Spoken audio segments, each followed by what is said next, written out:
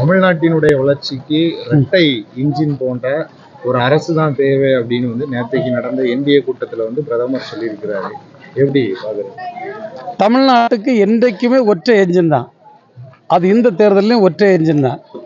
அது எங்களுடைய கழக தலைவர் தலைமையில் இருக்கக்கூடிய இந்த மாபெரும் இயக்கம், அந்த இயக்கத்தை இயக்குகின்ற அந்த என்ஜின் தான் தீர்வாக இருக்கும். இரட்டை குழல் துப்பாக்கி என்று சிலர் சொன்னார்கள். இன்னைக்கு ஒரு குழலை காணலை, ரெண்டாவது குழலும் ஒரு பிடி இல்லாமல் திக்கு முக்காடிட்டு இருக்கு. அதனால் தமிழ்நாட்டை பொறுத்தவரையில் இவருடைய எந்த வித்தையும் இங்கே பலிக்காது. நான் கேட்கிறேன், பிரதமர் அவர்கள் வந்தார்கள், இந்த நாட்டை சூழ்ந்திருக்கக்கூடிய மிகப்பெரிய பிரச்சனைகளை பற்றி ஒரு வார்த்தையாவது பேசினாரா? இன்றைக்கு வட இந்திய மாநிலங்களில் குழந்தை திருமணத்தை 2030 ஒழிப்போன்னு சொன்னாங்க. இன்றைக்கி அது கூடிக்கொண்டிருக்கிறது. வட இந்தியாவில் பள்ளிக்கூடங்களில் இருக்கக்கூடிய பிள்ளைகள் பள்ளி படிப்பை இடைநிற்றல் செய்யக்கூடியவருடைய எண்ணிக்கை வந்து லட்சமாக கூடியிருக்கிறாங்க. காற்று மாசுபட்டு டெல்லிக்கு யாரும் போக முடியாது, அந்த அளவுக்கு போயிட்டுருக்கு. 23,000 பணக்காரர்கள் இந்த நாட்டிலேருந்து வெளியேறி வெளிநாடுகளில், குறிப்பாக மிடில் ஈஸ்டில் குடியேறி இருக்கிறாங்க.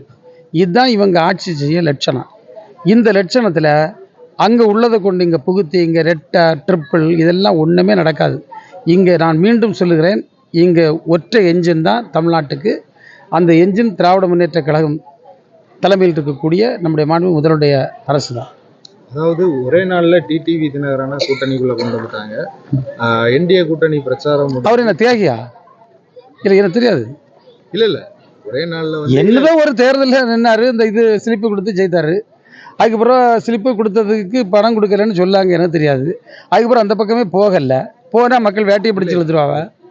நீ இதெல்லாம் போய் முடிஞ்சு, அதாவது அந்த பிரச்சாரம் முடிஞ்சு ஒரே மேடையில வந்து எடப்பாடி பழனிசாமியும் டிடிவி தினகரனும் ஒண்ணே உட்காந்து, தம்பி கொள்கையே இல்லை, அப்புறம் அவங்களுக்குள்ள என்ன இருக்கு?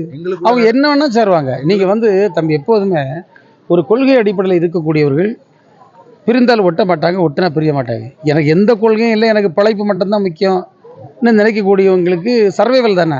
இதுக்கு பேர் சர்வைவல் டாக்டிக்ஸ். அந்த தியரி ஆஃப் சர்வைவல் பார்த்தீங்கன்னா எது எப்படி இருந்தாலும் நுழைஞ்சு உள்ள சமாளிச்சுக்கிட்டணும்.